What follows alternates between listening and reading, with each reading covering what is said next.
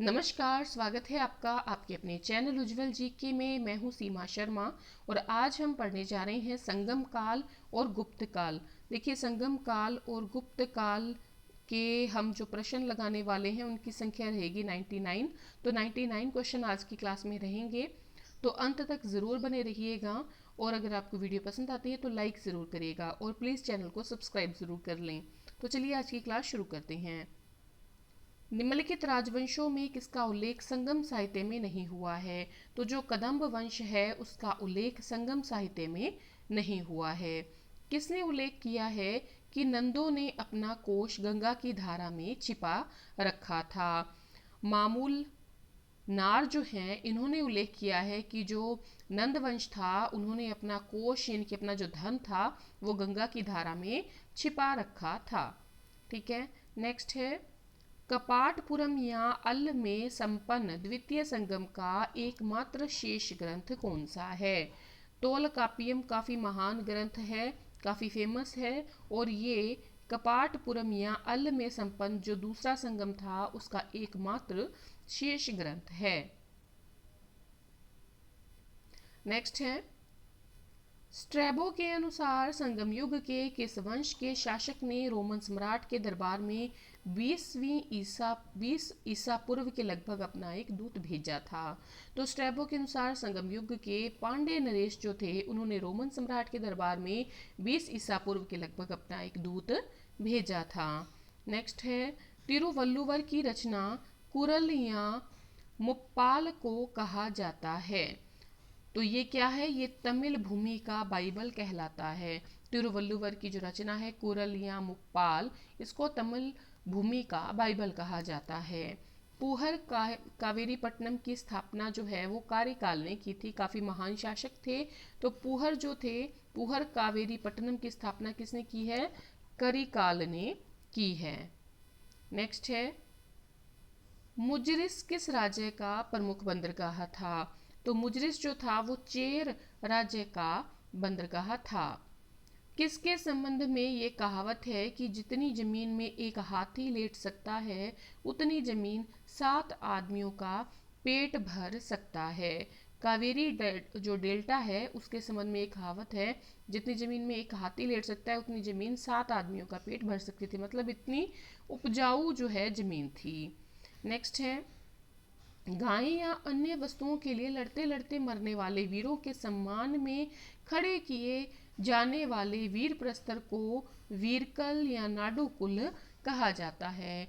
गाय या अन्य वस्तुओं के लिए जो लड़ते लड़ते मरने वाले वीर हैं उनके सम्मान में जो वीर प्रस्तर खड़े किए जाते हैं उनको वीरकल या नाडुकुल कहा जाता है। संगम युग में उरेयूर किस लिए विख्यात था? तो ये कपास के व्यापार का महत्वपूर्ण केंद्र था। उरेयूर जो था वो कपास के व्यापार का महत्वपूर्ण केंद्र था।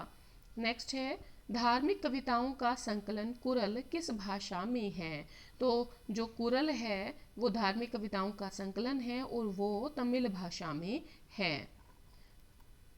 किस ऋषि के बारे में कहा जाता है कि उन्होंने दक्षिण भारत का आर्यकरण किया, उन्हें आर्य बनाया?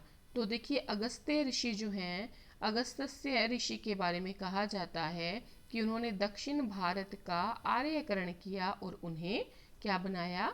आर्य बनाया। नेक्स्ट है महाकाव्य शिल्पकारम किससे संबंधित है? तो ये कथानक में जैन तत्व से संबंधित है। तो महाकाव्य शिल्पकारम कथानक में जैन तत्व से संबंधित है। कौन संगम युगीन व्याकरण रचना सर्वाधिक महत्वपूर्ण रचना मानी गई है? तोलकाप्पियम जो है ये संगम युग की व्याकरण की रचना है जो काफ़ी महत्वपूर्ण मानी गई है, सर्वाधिक महत्वपूर्ण रचना मानी गई है। तोलकाप्पियम क्या है? एक व्याकरण रचना है। तोलकप्पियम ग्रंथ जो है व्याकरण और काव्य से संबंधित है। अभी तोलकाप्पियम की बात की थी हमने, वही चीज़ है, वही ग्रंथ है, व्याकरण और काव्य से संबंधित ग्रंथ है। किस संगम युगीन राज्य के संरक्षण में 3 संगमों का आयोजन किया गया? तो पांड्य राज्य के संरक्षण में 3 संगमों का आयोजन किया गया। काफ़ी इंपॉर्टेंट क्वेश्चन है। तो किस जो संगम युगीन राज्य था उसके संरक्षण में 3 संगमों का आयोजन किया गया? पांड्य राज्य के संरक्षण में। नेक्स्ट है तमिल काव्य का इलियड कहा जाता है। शिल्पदिकारम जो है इसको तमिल काव्य का इलियड कहा जाता है। प्लिनी के ग्रंथ और अज्ञातनामा लेखक के ग्रंथ पेरिप्लस के अनुसार मोती के सीप पांड्य देश के किस क्षेत्र से निकलते थे? कोलचे क्षेत्र से निकलते थे। प्लिनी के ग्रंथ और अज्ञातनामा लेखक के ग्रंथ पेरिप्लस के लेखक का नाम नहीं पता है, और प्लिनी के अनुसार जो पांड्य देश के मोती के सीप थे ये कोलचे क्षेत्र से निकलते थे। नेक्स्ट है तमिल काव्य का ओडिसी किसे कहा जाता है? मणिमेकलई को तमिल काव्य का ओडिसी कहा जाता है। प्राचीनतम तमिल देवता मुरुगन किस वैदिक देवता के सदृश है?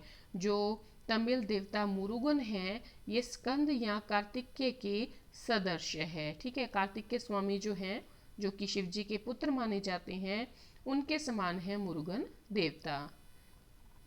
नेक्स्ट है संगम कालीन साहित्य में कौन को मन किसके लिए प्रयुक्त होते थे? राजा को कौन को मन कहा जाता था संगम साहित्य में। अब देखिए हम संगम काल के क्वेश्चन पढ़ चुके हैं, अब हम पढ़ेंगे गुप्त काल के प्रश्न। तो गुप्त राजवंश किस लिए प्रसिद्ध था? कला और स्थापत्य के लिए। टाइम पीरियड है 319 ईस्वी से 540 ईस्वी। ठीक है, तो गुप्त राजवंश कला और स्थापत्य के लिए प्रसिद्ध था। स्कंद गुप्त को किस स्तंभ लेख में शक्रोपम कहा गया है?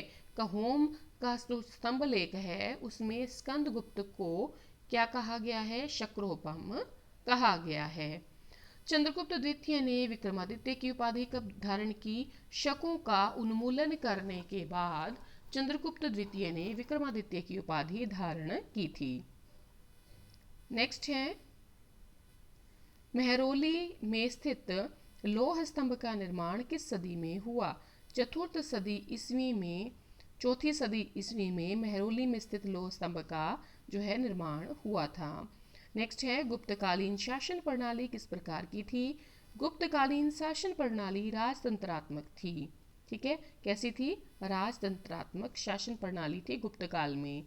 फाहियान के द्वारा रचित जो ग्रंथ है फोकवोकी, ये इसमें किसका विवरण नहीं मिलता?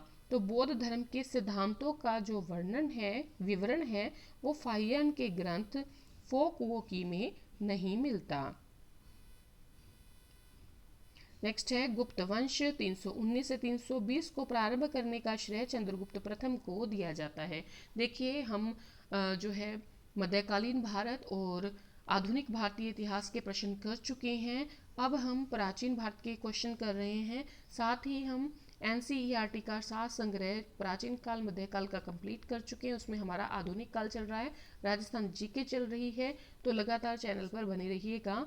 आगे हम 4 ऑप्शन वाले क्वेश्चन जो हैं इतिहास के वो लेकर आएंगे प्राचीन काल को समाप्त करने के बाद। ठीक है, तो चलिए आगे बढ़ते हैं। चंद्रगुप्त फर्स्ट ने गुप्त संवत का प्रारंभ किस उपलक्ष्य में किया? अपने राज्यारोहण के स्मारक के रूप में चंद्रगुप्त प्रथम ने गुप्त संवत का प्रारंभ किया था, अपने राज्यारोहण के स्मारक के रूप में। नेक्स्ट है प्रयाग प्रशस्ति अभिलेख का लेखक कौन था? हरिसेन था।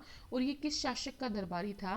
ये जो है समुद्रगुप्त का दरबारी कवि था। प्रयाग प्रशस्ति अभिलेख का लेखक कौन था? हरिसेन। और ये कौन था? समुद्रगुप्त का दरबारी कवि था। तो प्रयाग प्रशस्ति अभिलेख से किसकी जानकारी मिलती है? समुद्रगुप्त की जानकारी मिलती है।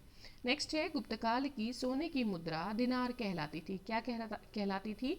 दिनार कहलाती थी गुप्तकाल की सोने की मुद्रा।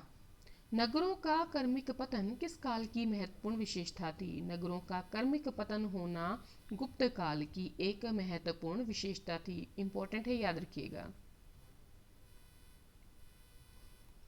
किस वंश के शासकों ने मंदिरों और ब्राह्मणों को सबसे अधिक ग्राम अनुदान में दिए थे? ठीक है, तो गुप्त वंश के जो शासक थे उन्होंने मंदिरों और ब्राह्मणों को सबसे ज्यादा गांव जो थे वो अनुदान में दिए थे। किस काल में स्त्रियों की पुरुषों से बराबरी थी? गुप्त काल जो था उस समय स्त्रियों की पुरुषों से बराबरी थी। ठीक है, स्वर्णकाल भी कहलाता है। अजंता गुफाओं के सरीखी जैसी गुफाएं मध्य प्रदेश में कहाँ पर हैं?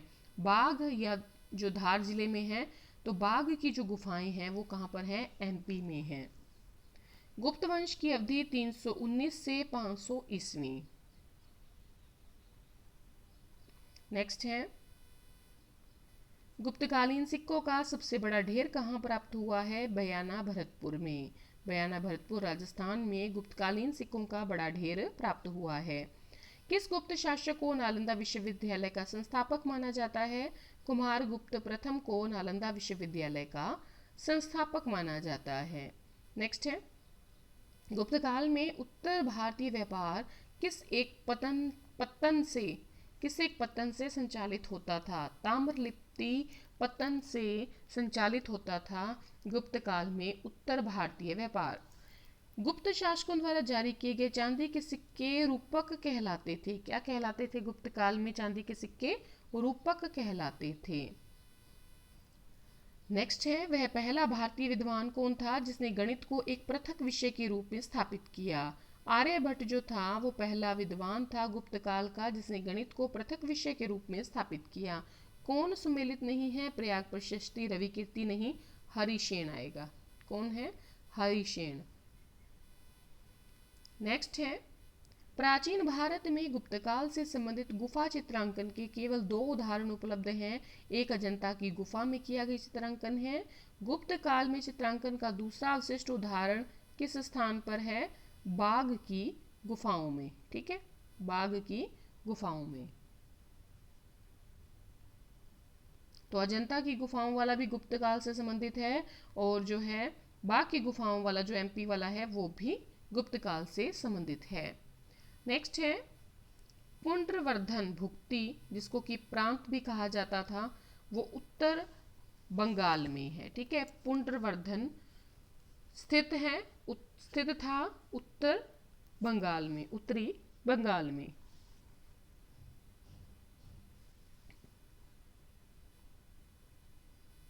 नेक्स्ट है, अजंता चित्रकारी की विषय वस्तु संबंधित थी बौद्ध धर्म से। श्रीलंका के राजा मेघवर्मन ने किस स्थान पर भगवान बुद्ध का मंदिर बनवाने के लिए समुद्रगुप्त से अनुमति मांगी? बोध गया में। श्रीलंका के राजा मेघवर्मन ने जो है समुद्रगुप्त से अनुमति मांगी बोध गया में भगवान बुद्ध का मंदिर बनवाने के लिए। मंदिर निर्माण कला का जन्म गुप्त काल में सर्वप्रथम हुआ। इंपॉर्टेंट है। तो मंदिर निर्माण कला कहाँ से शुरू होती है? गुप्त काल में, जबकि पहली मूर्ति जिसकी पूजा हुई है वो है महात्मा बुद्ध की। गुप्त काल के सर्वाधिक लोकप्रिय देवता विष्णु थे। धन्वंतरी कौन थे? धन्वंतरी चंद्रगुप्त विक्रमादित्य के राज दरबार के नवरत्न में से एक थे जो कि प्रसिद्ध चिकित्सक थे। गुप्त स्थापत्य कला का सर्वोत्कृष्ट मंदिर देवगढ़ का दशावतार मंदिर है। गुप्त स्थापत्य कला का सर्वोत्कृष्ट मंदिर कौन सा है? देवगढ़ का दशावतार मंदिर। गुप्त काल को प्राचीन भारत का क्लासिकल युग क्यों कहा जाता है? कला और साहित्य के क्षेत्र में अपने चरमोत्कर्ष पर पहुंचने के कारण। गुप्त युग में भू राजस्व की दर उपज का 6वां भाग था।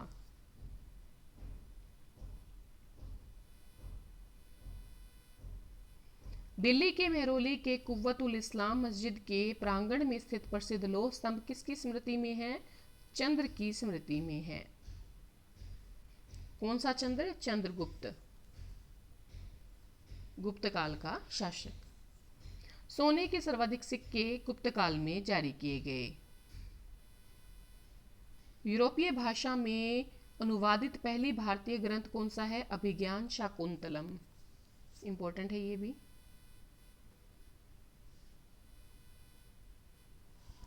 तो देखिए कथन कारण दिया हुआ है, ये भी कारण है। ठीक है, प्राचीन भारत में सामंती व्यवस्था का अभ्युदय सैनिक अभियानों में देखा जा सकता है। गुप्तकाल में सामंती व्यवस्था का पर्याप्त विस्तार हुआ। तो देखिए दोनों तो सही हैं, लेकिन जो आर है यानी कि जो कारण है वो कथन की व्याख्या नहीं कर रहा। सही व्याख्या नहीं हो रही है, लेकिन दोनों सही है। नेक्स्ट है, वर्तमान गणित में दशमलव प्रणाली का आविष्कार का श्रेय गुप्त काल, गुप्त युग, ठीक है, दशमलव प्रणाली गुप्त युग की देन है। किस गुप्त शासक ने अपने सिक्कों पर वीणा बजाते हुए अपने आप को दिखाया है? समुद्रगुप्त ने। किस गुप्त शासक ने दक्षिणापथ में 12 राज्यों पर धर्म विजय प्राप्त की? समुद्रगुप्त ने। किसने अंतिम शक शासक रुद्र सिंह तृतीय को पराजित कर उसकी हत्या कर शकों का अंतिम रूप से उन्मूलन किया? चंद्रगुप्त द्वितीय ने।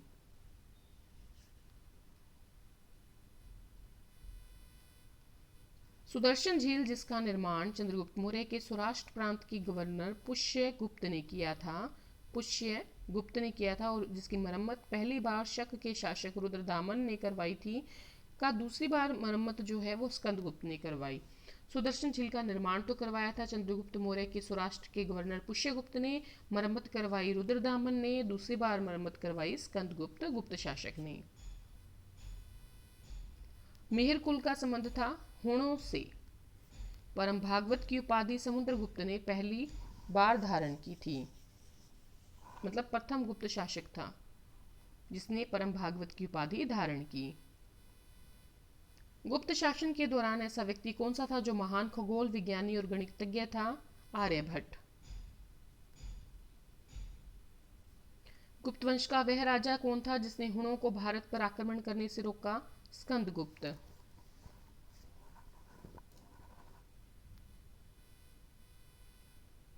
कुछ विद्वानों के अनुसार कवि कालिदास किसके राजकवि थे? चंद्रगुप्त द्वितीय विक्रमादित्य के। उत्तर गुप्त युग में जो विश्वविद्यालय से प्रसिद्ध हुआ? नालंदा विश्वविद्यालय।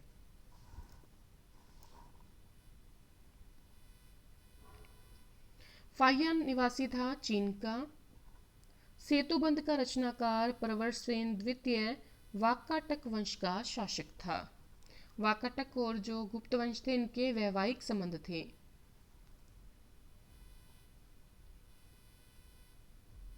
किस गुप्तकालीन शासक को कविराज कहा गया? समुद्रगुप्त को। चंद्रगुप्त द्वितीय ने किस विजय की खुशी में चांदी के विशेष सिक्के जारी किए शकों को पराजित करने के बाद?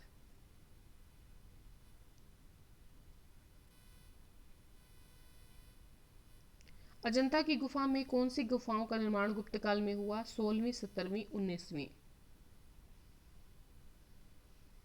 नालंदा विश्वविद्यालय की स्थापना का युग? गुप्त काल। कालिदास द्वारा रचित मालविका अग्निमित्रम नाटक का नायक? अग्निमित्र।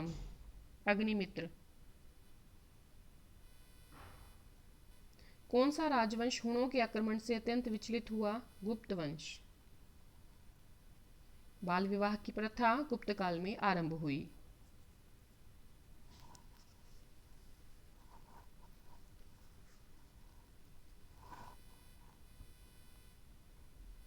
सती प्रथा का पहला उल्लेख मिलता है एरण अभिलेख से।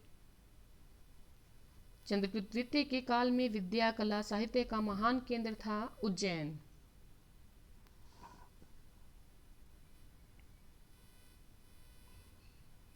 कालिदास की किस कृति की गिनती विश्व की 100 प्रसिद्ध साहित्यिक कृतियों में होती है? अभिज्ञान शाकुंतलम की। गुप्तकालीन पुस्तक नवनीतकम का संबंध किससे है? चिकित्सा से।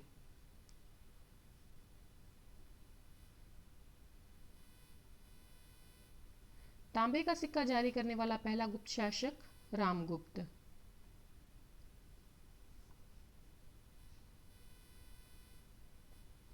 सर्वराजोच्छेता, सभी राजाओं को उखाड़ फेंकने वाला की उपाधि समुद्रगुप्त ने धारण की। कन्नौज को सर्वप्रथम महत्ता प्रदान करने वाला? मोखरी वंश।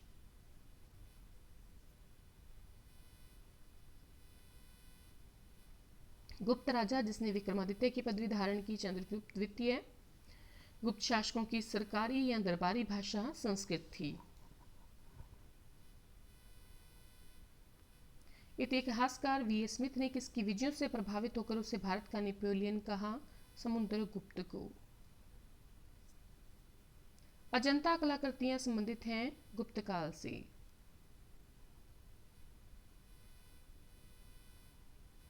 एरन अभिलेख का संबंध भानुगुप्त से है।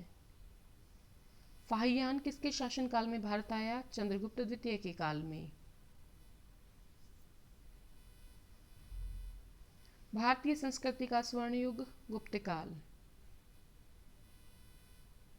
फाहियान और ह्वेनसांग किसके राज्यों को देखा? चंद्रगुप्त विक्रमादित्य के राज्य को फाहियान ने देखा, ह्वेनसांग ने हर्षवर्धन। अमरकोश के लेखक अमर सिंह चंद्रगुप्त द्वितीय के दरबारी थे। सारनाथ के धमेक स्तूप का निर्माण गुप्त काल में हुआ। कुमार संभव महाकाव्य के कवि कालिदास।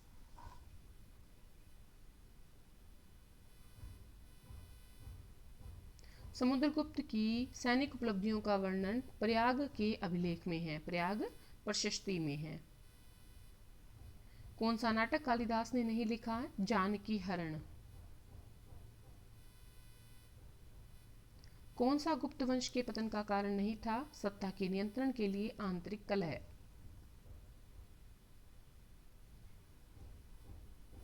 कौन सुमेलित नहीं है? महाश्वपति गजसेना का अध्यक्ष नहीं होता था, बल्कि अश्वसेना का अध्यक्ष होता था।